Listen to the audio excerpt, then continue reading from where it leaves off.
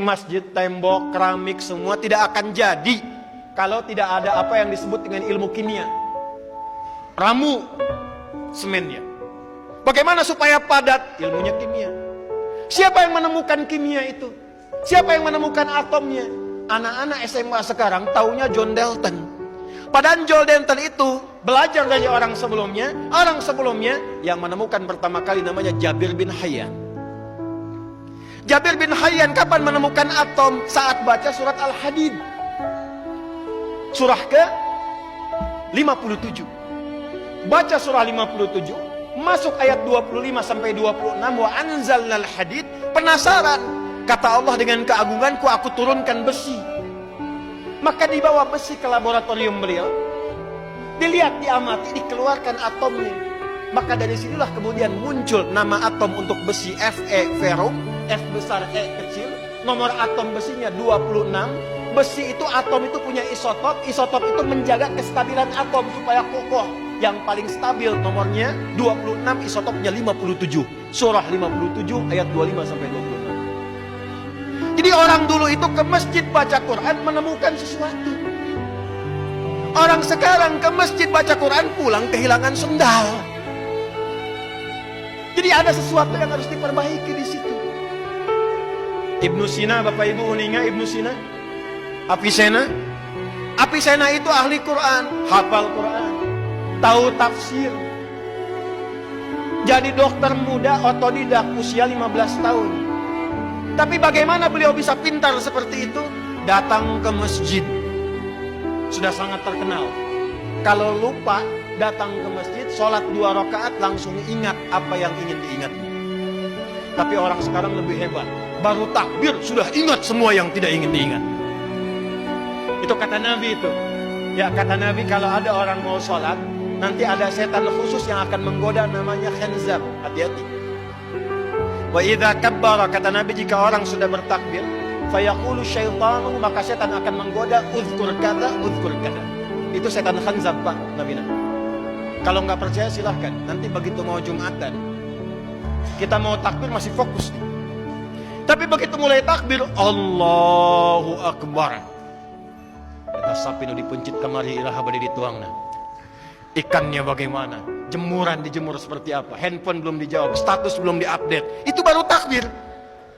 Hatta la yash'ural musalli kam raka'atan yusalli. Sampai ada orang yang sholat lupa berapa rakaat dia sedang menunaikan sholatnya. Ada yang begitu? Ada yang begitu? Tuh wajah-wajahnya banyak tuh. Jadi orang dulu itu masuk masjid dapat sesuatu. Imam Al-Bukhari kenal? Kenal di mana, Ibu? Hanya di Limbangan di Masjid Al-Khudari ada ibu-ibu kenal Imam Bukhari itu. Nama aslinya Muhammad. Nama aslinya siapa? Punya bapak namanya Ismail.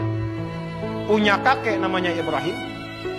Jadi Muhammad bin Ismail bin Ibrahim. Punya buyut namanya Al-Mughirah. Punya setelah buyut apalagi itu Pak? Al-Bardizbah. Muhammad bin Ismail bin Ibrahim bin Al-Mughirah Al-Bardizbah Al-Ju'fi, tinggal di kecamatan Ju'fa, Kabupaten Bukhara, Provinsi Khorasan, negara Uzbekistan sekarang.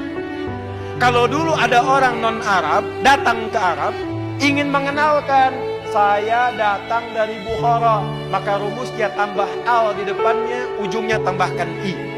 Maka beliau katakan, ana al-Bukhari. Saya bukan orang Arab, tapi saya dari Bukhara, datang ke Arab sekarang. Imam Al-Bukhari itu nulis Sahih Al-Bukhari 97 topik, lebih daripada 7.000 hadis. Ditulis 16 tahun. Ditulisnya di mana? Di masjid, Bu. Ditulis awalnya di Masjidil Haram. Setiap mau nulis satu hadis, sholat 2 rakaat. Sholat 2 rakaat. Selesai sholat, kalau merasakan Allah memberi taufik, tulis satu hadis. Kitabatul Wahyi, hadisnya. Disempurnakan di Masjid Nabawi. Dimulai di masjid, berakhir di masjid. Tidak ada sejarahnya, adik-adikku, santri yang datang ke masjid kecuali keluar dari masjid pasti jadi orang pintar di zaman ini. Imam Al-Ghazali itikafnya di mana? Di masjid. Al-Ghazali, Al-Kindi, Al-Farabi. Ya. Siapa lagi? Ibnu Sina. Siapa lagi? Al-Khawarizmi. Siapa lagi? Termasuk sahabat-sahabat Nabi, Ahlu Sufa, Abu Hurairah, Salman Al-Farisi, ridwanullah alaihi majami'an, Ibnu Abbas radhiyallahu taala anhuma. Itu semua orang-orang jenius dan tidak banyak yang tahu Ali bin Abi Thalib pun ternyata jenius matematika. Bapak yang dari pesantren, Pak, ada tafsir namanya Al-Jawahir. 7 jilid, Pak Ustaz. Karya Syekh Tantawi Jauhari. Buka jilid yang terakhir, itu ada bab tentang matematika Qur'ani. Salah satunya adalah bab matematika yang mengacu pada petunjuk sahabat Sayyidina Ali bin Abi Thalib radhiyallahu taala anhu. Singkatnya saya mengatakan, ayo Pak Ibu, pulang dari masjid, insya Allah Masjid Khudari menjadi masjid simbol persatuan bagi daerah sekitaran kita ini. Siap insya Allah? Amin insya Allah.